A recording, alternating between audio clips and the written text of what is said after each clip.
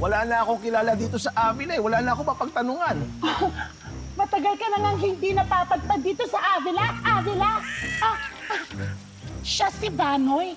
Isa sa kasapi ng Tres Aves. Tres Aves. Tres Aves? Oo. Si Banoy, si Langay at si Palong ay ang Tres Aves. Tres Aves. Sila ay pangkat ng mga mersenaryong mulawin mula sa tatlong bahagi ng kapuluan. Ng kapuluan! Ano po bang ibig sabihin ng mercenaryo? Binabayaran kami para sa serbisyo namin.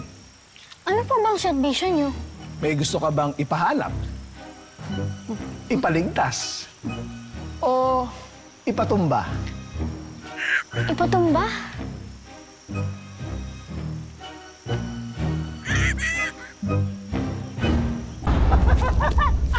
Ito talagang si Banoy. Ito talagang si Banoy. Masyado palabiro. Masyado palabiro. Hindi ako palabiro. Seryoso ako. Nasaan si Aviona? Kailangan ko siyang makita. Itutumba niyo si Abiona?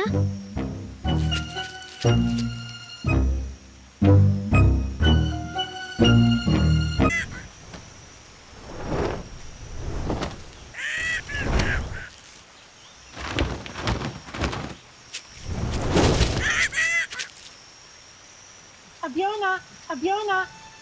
Buti nakita ka namin. Banoy, naligaw ka yata dito sa Avila. Ikaw talagang pakay ko, Aviona. Ako? Bakit? May tao ka bang nakikilalang nagngangalang Rodrigo?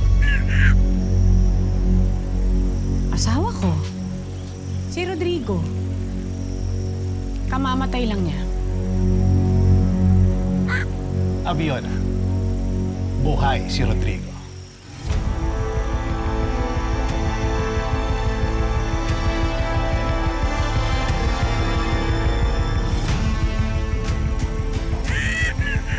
Banoy, kung isa ito sa mga biro at kalokohan mo, hindi ako natutuwa. Sa palagay mo ba sinadya ko ang Avila upang magbiro sa'yo? Aviona, buhay ang asawa mo.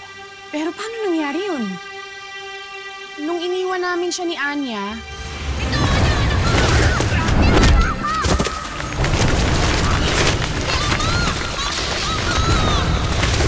Buhay pa si Ama nang iwan natin siya. At naniniwala po ako, Ina. Buhay pa nga si Ama. At kailangan puntahan natin siya.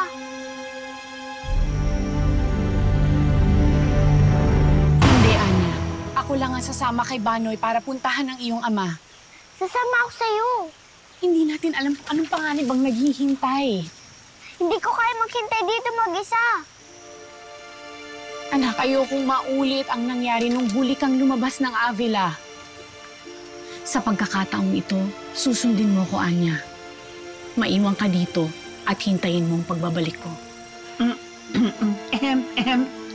May nakakalimutan kayo. Isasara na ang Avila. Kung aalis ka, Aviona, hindi ka na makakabalik.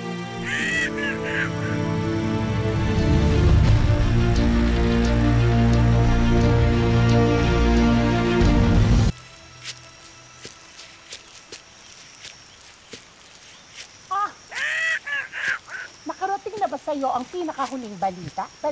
Punong daragi? Balitang hatid ni Banoy ng Tres Aves? Tres Aves?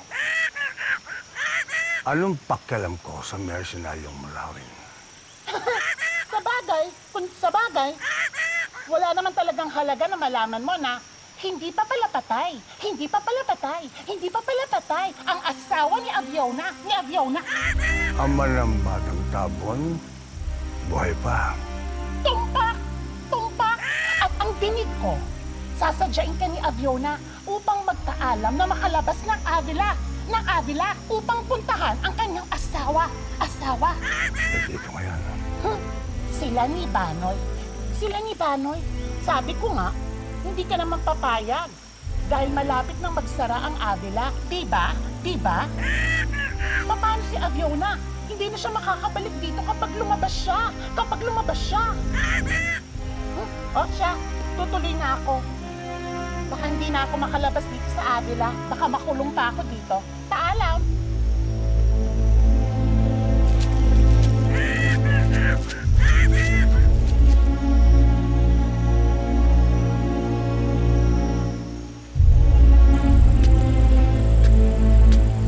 Nyango!